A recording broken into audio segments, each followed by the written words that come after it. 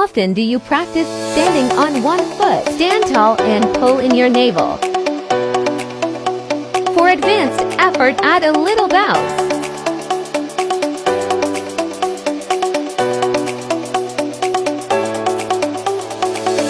Try moving from pose to pose.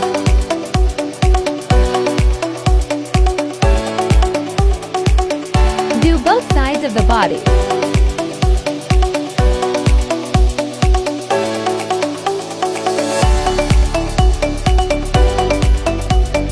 Some days are better than others. Try hopping from one foot to the other.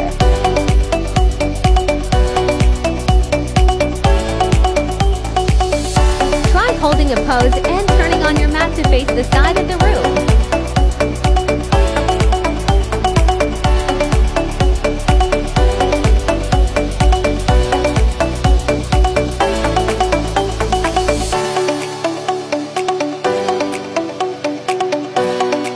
Phew, that was nerve-wracking with an audience lull.